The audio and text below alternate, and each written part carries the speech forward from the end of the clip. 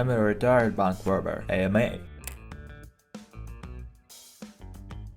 In 2005-2006, I studied and perfected the art of bank robbery. I never got caught. I still went to prison, however, because about 5 months after my last robbery, I turned myself in and served 3 years and some change.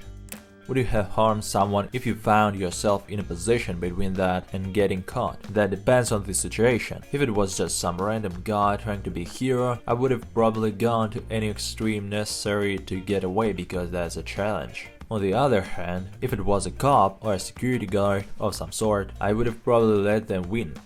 How much planning did you do before robbing a bank? I researched for about 5 or 6 months prior to my first one. I studied mostly the things that people did to get caught, and I just tried to plan around those things. It's hard to know how people get away since those details rarely make it to the news, but studying how people get caught was incredibly helpful in knowing what to avoid.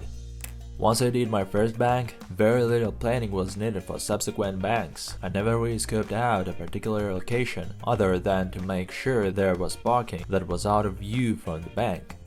What did you do with the money that you robbed? I used the majority of it for charitable stuff like helping people in need or donating to worthy causes. I gave quite a bit of money to a local charity that helps out the families of first responders who are killed in the line of duty.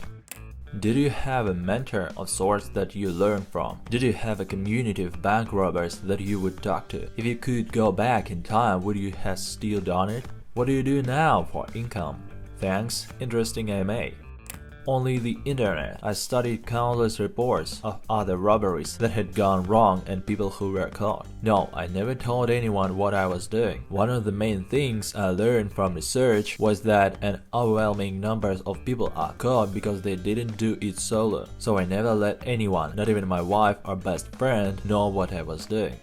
Yes, I still acknowledge what I've done, but the process and experience of going to prison and finding myself, as well as a purpose in life, has really made it all worth it. Relatively speaking, it's hard to regret something that has turned into something so good. I was working in the oil fields until recently. Now I stay at home with my boys, and I'm trying to get a book published and turn that into some sort of career. If at all possible, I've been on a few shows and people seem genuinely interested in hearing more, so that's what I've decided to do. Why did you only want 50s and 100s? I don't know about today, but back then, all of the marked bills, day packs and tracking stuff was in 20s, so I definitely didn't want those, and 1s, 5s and 10s were such a small denomination that they wouldn't add up too much anyway. It wasn't worth the extra time for them to get everything out of their drawer. Also, if someone else noticed the teller clearing out their drawer, it might look weird and trigger some sort of response. Getting out a bunch of 50s and 100s, however, seemed to be the quickest way and drew no attention from other tellers. Was your wife or family aware that you were robbing banks? Was this a dirty secret? I didn't tell my wife or my best friend or anyone.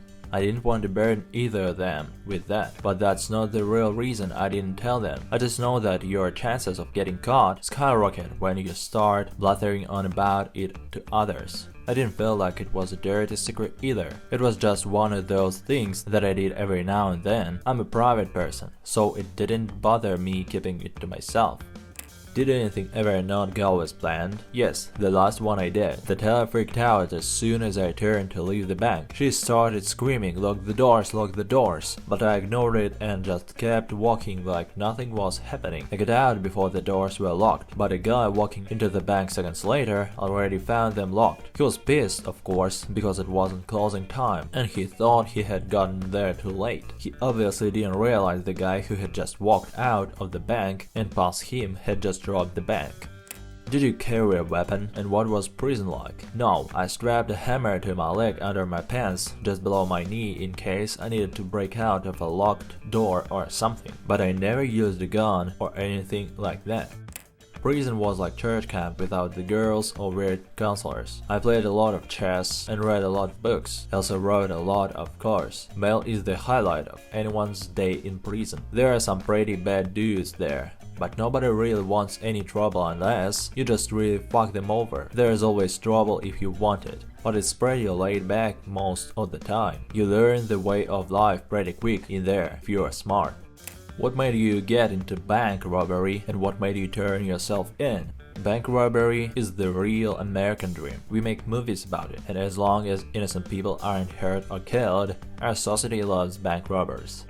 Also, it seemed like a worthy challenge. I thought it would be quite an accomplishment if I could solve the puzzle and figure out how to get away with it. I always figured prison was in the cards for me, even before I was doing crime, so it made sense to turn myself in and get it over with. But most of all, I became a father and wanted to just do my time while my son was a baby instead of the cops accidentally figuring out who I was and taking me to jail when my son was older. Could you walk us through the process? How did you choose a certain branch? Was there a specific time of day that was best? Any certain outfit, disguise? What did you say to the teller? Where did you go after your escape? Basic outline. Stand in line like a regular customer. Wait for the next available teller. Hand them an envelope and tell them to give me their 50s and 100s. Usually this was written on the envelope, rather than me verbally saying it. Turning around and walking out like a regular customer. No gun, no threats, no Hollywood drama, no mask, no disguise, nothing.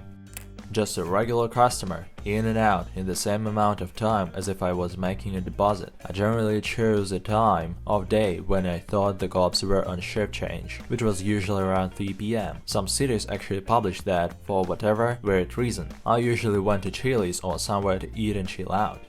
I don't get how you didn't get caught. Did they not have cameras in the bank? Of course they had cameras. But then what? Nobody knew me. What good does it know only having a face and basic description? On a scale from 1 to 10, how fun was it? Scary? I don't think I would describe it as fun. It's kind of like sex. Everyone will use a different adjective to describe it, but none of them are quite accurate. It just, you know. It was scary the first time I ever went to do it, and I chickened out. I sat in my truck in the parking lot beforehand, but couldn't calm down, so I went home and came back the next day. Except for that one day when I backed out, I never experienced fear. How was it the first time? I'd imagine it would be pretty scary. How did the police react when you turned yourself in? It was scary the first time I tried, but I left and didn't do it. I returned the next day and wasn't scared. It's not really something you can do if you are afraid. Fear gets in the way of clean thinking. The police were very professional. They sent the SWAT team to the hotel where I told them to come get me, so that was pretty your pants scary, but they didn't f me up or anything. Once I was scuffed and cleared and all of that, they all talked to me like I was a rock star or something. It was really strange. They asked why and all that stuff, but it wasn't like the cop style of why. It was more like a fascinated curiosity. What's the average amount of money you made from a bank? Not that much, honestly, probably around 5k per bank. Is there a bond between bank robbers in prison? Like, do you guys swap stories and become friendly because you're in for the same thing? Only yes. Imagine it's no different than people who've played the same sport or can play the same musical instrument. What rules did you have about engagement during robberies? Presence of kids, violence, no violence. Just walked in and acted as a regular customer. When it was my turn, I handed the teller a note saying to give me their 50s and 100s. I typically clarified that I didn't have a weapon or any intention of hurting them. What movie do you think is a realistic heist movie? I mean, from planning to execution to aftermath, I don't think any of them are very realistic. Hollywood doesn't really do realism all too well. It's like asking which is the most realistic. By default, the professional movies are all a bit fantasy. If I had to pick, I'd say Office Space is probably the most realistic. Can you discuss your MO? Sure, walked in the bank and waited in line like a regular customer. Whichever teller was available to help me is the one I robbed. I simply walked up to them when it was my turn to be helped, and I told them, usually via handwritten instructions on an envelope, to give me their 50s and 100s. Doesn't sound like a whole lot. How much would one teller even carry? In their top drawer, it was usually less than 10k. I probably averaged around 5k per bank, but it was pretty low risk that way, so that was cool with me. Was there a threat involved? Or you just said give me this money and they did it? No threat, I just told them what I wanted and they complied. This is how it works in America, because the amount of money a bank gives up, from 5 to 7k on average, the bank robbery is infinitely less than the amount of business they lose if shit got wild in a bank full of customers. They just want to give you what you want and for you to get the hell out of their bank. How do you think the world of robbing banks has changed since you were doing it? While the cameras are slightly better than they used to be, it seems that very few bank robbers actually get caught, bearing ridiculous stupidity. Even those whose faces are caught in cameras walk out of the bank with typically a couple grand and no consequences thereafter. Considering it's a federal offense, I'm curious as to how seriously you believe law enforcement takes some of these robberies, given how small the quantity of money is and nobody being harmed in the process. It seems as though, given the lack of news coverage on such small-time jobs and the lack of anyone ever being caught, that someone could easily rob a bank or two and continue life and working their 9-to-5 job as though nothing ever happened. This is a fun conversation to have, and I actually will have a really cool opportunity to go to an event later this year and talk with banking professionals about it. I'm excited. Cameras are ton better today than they were in 2006. Plus, we have social media in a way that only existed in our worst nightmares back then. It's a lot different these days. With that said, it's still just not really that big of a priority for banks to catch robbers. They're not really losing that much money to robberies. If you do it how I was doing it, you're not going to really raise any eyebrows. On the other hand, if you are going in guns blazing and wrecking shop, they're going to put a lot more of their resources into catching you. Because if you hurt a customer during a robbery, that's going to cost way more money than a few $1,000s from Tel Aviv. And I agree with your last sentence.